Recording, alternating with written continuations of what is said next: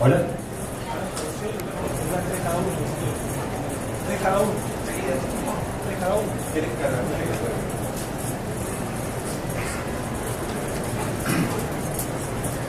La vida por la patria.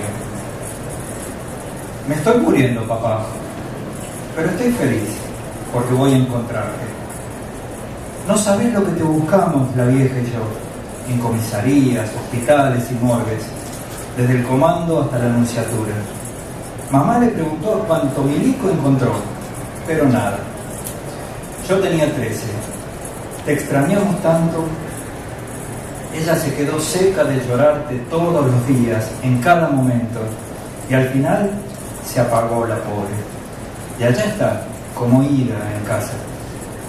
Ahora estoy acá, después de una pila de días cagado de hambre y frío, en las queridas islas, sin nadie que me ayude y desangrándome, después de que una ráfaga de proyectiles 772 me borrara las piernas. Tratado acerca de cómo levantar minas o explicación sobre la superabundancia de los Pérez. Una palabra, me dijo el gordo. Dale, decímela, no seas así. Decís la palabra y las turras se mean por vos. ¿De en serio? Posta, jate joder. Es un secreto que se transmite de padre a hijo. A mí me lo enseñó mi papá cuando cumplí los 9. Por eso los Pérez somos muchos. No necesitamos levantar minas. Yo veo una mina que me gusta, me le acerco, le digo la vida de la palabra y ya está. No te crees. ¿Qué me importa? Si vos ya tenés 3 y todavía no tuviste novia, porque no se la dije a ninguna. Hay que tener cuidado y elegir bien, porque no hay vuelta atrás. Si le decís la palabra a una mina, es para siempre. Y no te la sacás más de arriba. Y no es cuestión de andar juntando mujeres. ¿Así? Entonces, ¿por qué tu tío Pedro es soltero?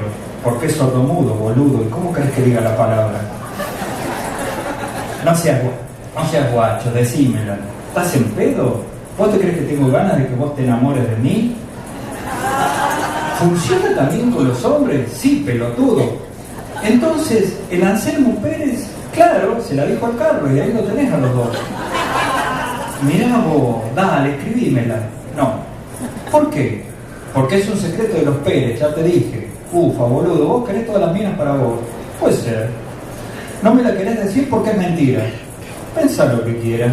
Mirá si te morís mañana y no le dijiste nunca a nadie. Está pensado eso, no hay problema. Dice mi viejo que es como las hormigas, una cuestión de escala. No importa lo que me pase a mí. ¿Por qué te crees que los Pérez somos muchos? Nihil novum sub sole. Imaginen esto. La final de la Copa. El 0-0 de los 90 minutos se extendió a los 30 de alargue. Un partido peleado. No, me quedo corto. Peleadísimo. A la vieja rivalidad se sumó un juego duro y trabado.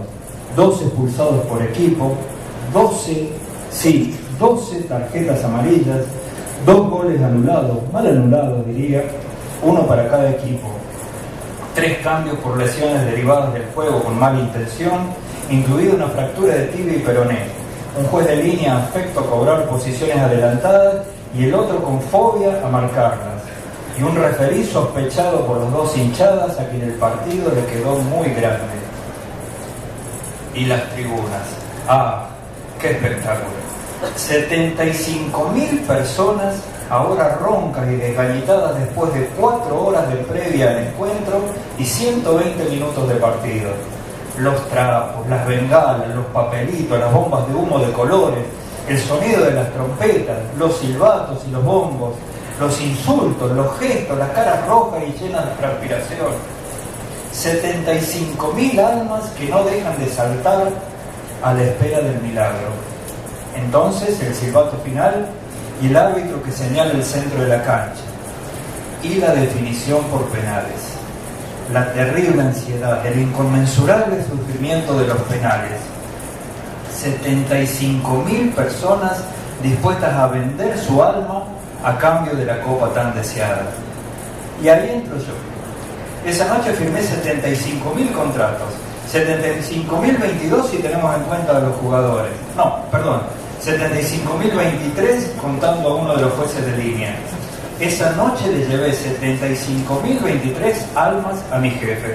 Estuvo satisfecho conmigo, hasta me palmeó en el hombro.